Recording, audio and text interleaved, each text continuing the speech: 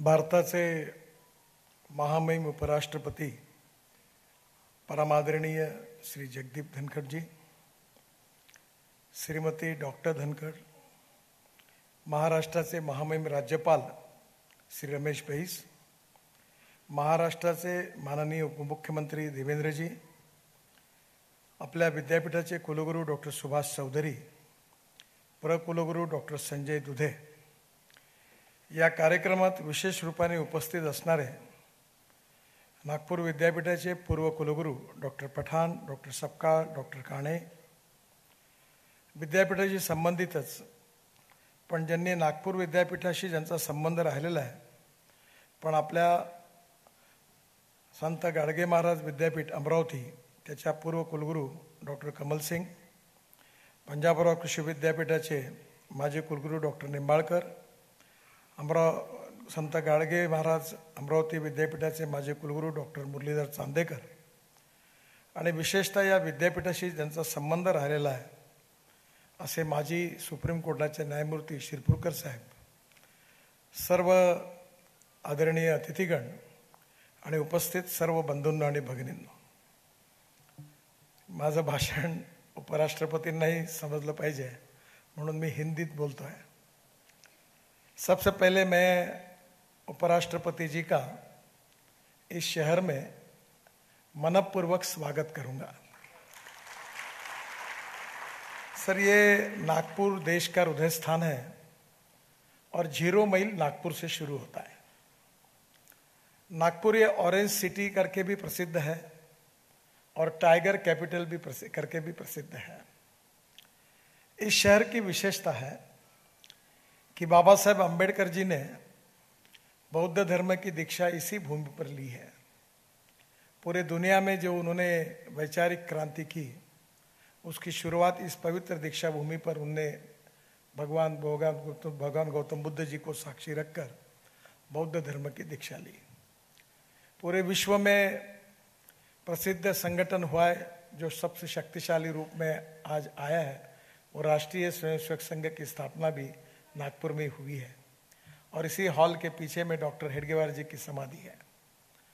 नागपुर का सामाजिक राजनीतिक इतिहास बड़ा रोचक है और उसी प्रकार से हमारे यूनिवर्सिटी का भी इतिहास बहुत पुराना है। 100 साल हमारे यूनिवर्सिटी ने पूरे किए हैं और उस हमारी सबसे बड़ी विशेषता रही है कि मैं हो, देवेंद्र जी है, हमने अपने जीवन की शुरुआत इसी यूनिवर्सिटी से की है।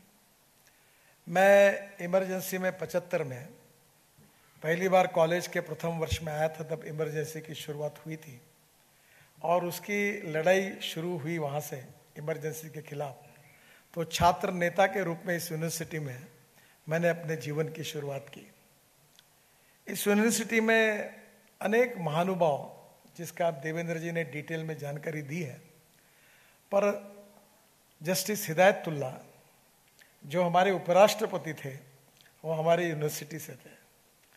हमारे नरसिंह राव जी जो देश के प्रधानमंत्री बने वो हमारे यूनिवर्सिटी से थे। शरद बोबड़े जी जो चीफ जस्टिस शिरपुरकर साहब जिन्होंने सुप्रीम कोर्ट में यशस्वी रूप से काम किया वो हमारे यूनिवर्सिटी के रहे। साहित्यिक, विशेष रूप से अनेक कवि और विविध क्षेत्र में काम करने वाले ऐसे असामान्य अनेक व्यक्ति जिन्होंने इस विद्यापीठ के नाम को गौरवान्वित करने का कार्य किया है और इसलिए स्वाभाविक रूप से इस विद्यापीठ का इतिहास बहुत पुराना है। मुझे बहुत खुशी है कि आदरणीय हमारे वाइस चांसलर डॉक्टर चौधरी जी, उनके अनुरोध पर मैंने भी आपसे अनुरोध किया था कि जब ये शताब्दी समारोह का समाप्त करने के बारे में विषय आया तो किसको बुलाना चाहिए, तो हम सबके मन में यह आया कि आपको बुलाना चाहिए। और मैं ये जानता हूँ और आप सबको यहाँ बता देना चाहता हूँ कि मेरा धनखड़ जी का बहुत पुराना परिचय है। वो आज राज्यसभा में हमारे प्रमुख है।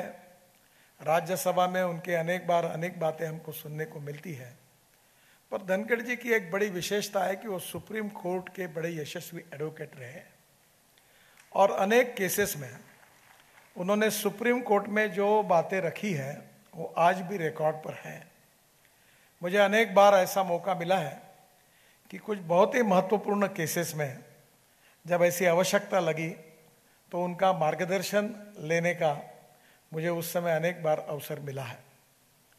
बहुत ही विद्वान, डाउन टू अर्थ और गांव गरीब मजदूर और किसानों की समस्या को समझने वाले हैं। राजस्थान के एक किसान परिवार से एक प्रतिकूल परिस्थिति में पड़ते हुए उन्होंने नाम कमाया। सुप्रीम कोर्ट के एडवोकेट के रूप में राज्यसभा में तो विशेष रूप से वो मंत्री भी रहे हैं केंद्र सरकार में, और आज वो विशेष रूप से मुझे इस बात की खुशी है कि आज हमें मार्गदर्शन करने के लिए उपलब्ध हुए हैं। मैं उनका हृदय से स्वागत करता हूं, उनको बहुत बहुत धन्यवाद देता हूं।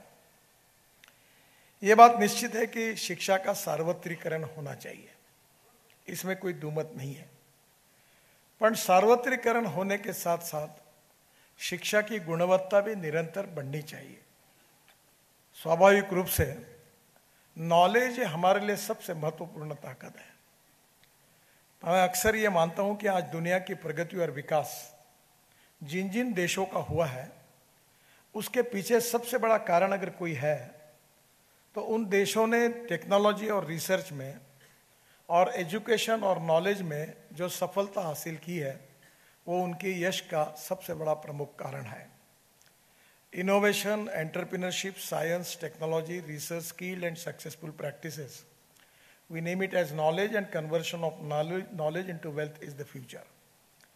हमारे विद्यापीठ की भी विशेषता ये है कि विशेष रूप से हमारे विदर्भ के सभी प्रकार के विकास में साहित्य हो, संस्कृति हो, कला हो, हमारे यहाँ हैंडलूम हो, हैंडीक्राफ्ट्स हो, हमारे यहाँ का इंजीनियरिंग हो, सब बातों में हमारी यूनिवर्सिटी का बहुत बड़ा कंट्रीब्यूशन रहा है। सर विश्वेश्वरैया जी जो थे उनका नागपुर से बड़ा घनिष्ठ संबंध रहा। उन्होंने बहुत बड़ा डोनेशन इस यूनिवर्सिटी को दिया है। जो Lakshmi Narayan institute of technology है, LIT, जिसको अभी महाराष्ट्र सरकार ने और विशेष रूप से देवेंद्र जी ने इनिशिएटिव लेकर स्वायत्तता दी है, उस LIT से देश के बड़े बड़े उद्योगपति जो केमिकल इंडस्ट्री में काम कर रहे हैं वहाँ से तैयार हुए हैं। हमारा जो फार्मेसी डिपार्टमेंट है वो इतना महत्वपूर्ण है कि बीच में वहाँ के विद्यार्थियों से मैं बात कर रहा था तो कम से कम 40 से 50 हजार करोड़ का टर्नओवर जिन फार्मास्यूटिकल कंपनी का है उसके मालिक हमारे इस नागपुर यूनिवर्सिटी के फार्मेसी डिपार्टमेंट से प्रशिक्षित होकर गए हुए हैं। हमारा विदर्भ क्षेत्र जो है वो महाराष्ट्र का 80% फॉरेस्ट विदर्भ में है। चंद्रपुर, गढ़चिरौली, भंडारा, गोंदिया, इस क्षेत्र में काफी बड़ा, और अमरावती जिले में भी फॉरेस्ट है। हमारे महाराष्ट्र के 75% मिनरल्स हमारे यहाँ है, मैग्नीज है, कोल है, और सबसे बड़ी बात यह है कि अब यहाँ हमारे यहाँ मिहान करके एक नया प्रकल्प शुरू हुआ है। देवेंद्र जी और मैं दोनों की हमारी इच्छा है कि हमारे यूनिवर्सिटी से तैयार हुए कम से कम 1 लाख लोग, 1 लाख तरुण विद्यार्थी हमारी यूनिवर्सिटी से, विदर्भ से संबंधित, इनको मिहान में रोजगार मिले।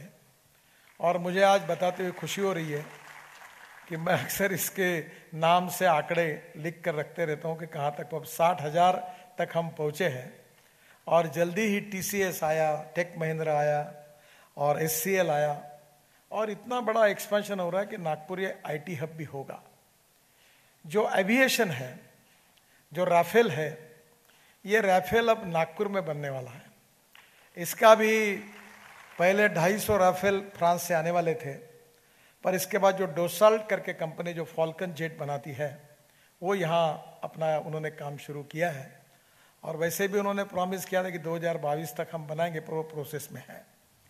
जो एयरबस और बोइंग कंपनी है, इसमें टाल नाम की टाटा की कंपनी, और दोनों कंपनियों के करीब 1200 पार्ट्स जो हवाई जहाज में यूज होते हैं वो नागपुर में बनते हैं।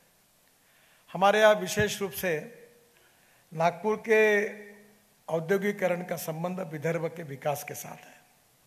जो गढ़चिरौली जिला है वो ट्राइबल डिस्ट्रिक्ट है। बीच में नक्सलाइट मूवमेंट्स के कारण एक प्रकार से बहुत बड़ी गंभीर समस्याएं थी। अब वहाँ उद्योग व्यवसाय की शुरुआत हुई है, और स्वाभाविक रूप से हमारे यूनिवर्सिटी से और विद्यापीठ से ये अपेक्षा है कि हमारे यहाँ का सामाजिक, आर्थिक, शैक्षणिक और औद्योगिक विकास में हमारी यूनिवर्सिटी का यहाँ क्या कंट्रीब्यूशन होगा। विद्यापीठ से हमको नई विजन कैसे मिलेगी, जो प्रशिक्षित होने वाले विद्यार्थी इस यूनिवर्सिटी से तैयार होंगे उनको रोजगार कैसे मिलेगा। और इसलिए यूनिवर्सिटी और यहाँ की इंडस्ट्रियल डेवलपमेंट के साथ हम लोग cooperation, coordination and communication between the stakeholders ये लगातार प्रयास करते रहे हैं। मुझे बहुत खुशी है कि हमारे विद्यापीठ का हमारे इतिहास में, पूरे विदर्भ के इतिहास में, क्योंकि महाराष्ट्र में विदर्भ ये थोड़ा यहाँ भी आपको पता ही है कि विदर्भ, मराठवाड़ा, वेस्टर्न महाराष्ट्र, कोंकण विकास के लिए मैं करीब 18-20 साल महाराष्ट्र के विधानमंडल में था, तो विदर्भ के साथ अन्याय होता है इस बात को लेकर हम काफी संघर्ष करते हुए आए हैं। विदर्भ का सर्वांगीण विकास हो ये हमारी सबकी अपेक्षा भी है और इसलिए स्वाभाविक रूप से हमारी यूनिवर्सिटी, जैसे राष्ट्र संत तुकडोजी महाराज यूनिवर्सिटी नागपुर यूनिवर्सिटी, संत गाडगे महाराज यूनिवर्सिटी अमरावती यूनिवर्सिटी और अब गोंडवाना यूनिवर्सिटी ट्राइबल क्षेत्र में हमारे यहाँ 3 यूनिवर्सिटी विदर्भ को मिली है और पंजाबराव कृषि विद्यापीठ है। ये चारों विद्यापीठों के द्वारा यहाँ की सामाजिक आर्थिक परिस्थिति को बदलने के लिए भविष्य की विजन कैसी हो, रिसर्च कैसा हो, एजुकेशन कैसा हो, ट्रेनिंग कैसा हो, ये बहुत ही महत्वपूर्ण है। और इसलिए मुझे इस बात की खुशी है कि निश्चित रूप से यूनिवर्सिटी का इसमें बहुत बड़ा कंट्रीब्यूशन है। मुझे खुशी है कि आज आप विशेष रूप से यहाँ आए और ये जो राष्ट्र संत तुकडोजी महाराज है ये हमारे लिए बड़े प्रेरणा का स्रोत है। हम बचपन में उनके भजन सुनते थे, मनी नाही भाव मने देवा मले पाव, देव अशा न भेटायचा नाही रे, देव बाजारचा भाजीपाला नाही रे, दगडाचा देव त्याले वज्राचे भेव, सोन्या चांदीचा देव त्याले चोराचे भेव, देव अशाने भेटायचा नाही रे, देव बाजारचा भाजीपाला नाही रे। हमारे डॉक्टर पठान साहब ने उनके कार्यकाल में ये राष्ट्र संत तुकडोजी का बहुत अच्छा गीत हमारी यूनिवर्सिटी को दिया है। और तुकडोजी महाराज का जीवन, उनकी रचनाएं आज भी हमारे लिए बहुत ही प्रासंगिक है। उनकी प्रेरणा, ग्रामीण विकास की कल्पना और प्रबोधन प्रशिक्षण करने में हमारी गांव की भाषा में उन्होंने की हुई रचनाएं अमर है। उनकी बहुत बड़ी मान्यता हमारे ग्रामीण क्षेत्र में भी है और ऐसे राष्ट्र संत तुकडोजी महाराज के नाम से यह नागपुर यूनिवर्सिटी है। एक सामाजिक आर्थिक परिवर्तन की भी जिम्मेदारी उसके कारण यूनिवर्सिटी के ऊपर है और आर्थिक, शैक्षणिक और विशेष रूप से साइंस एंड टेक्नोलॉजी में काफ़ी विकास करने की अपेक्षा भी है। बहुत अच्छे तरीके से ये कार्यक्रम हमने बहुत अच्छे तरीके से मनाया। अनेक कार्यक्रमों का आयोजन विद्यापीठ में हुआ और आज ये शताब्दी महोत्सव के समारोह के लिए आप आए, ये हम सब का परम भाग्य है। मैं फिर से एक बार हृदय से आपको बहुत बहुत धन्यवाद देता हूँ। आप इसलिए हमारे इस कार्यक्रम में आए और आपके प्रति आभार व्यक्त करते हुए मैं अपनी बात को समाप्त करता हूँ। धन्यवाद।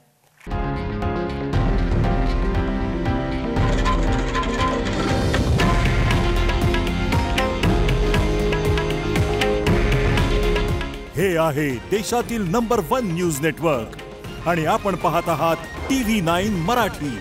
काळजी तुमची, हित महाराष्ट्राचं।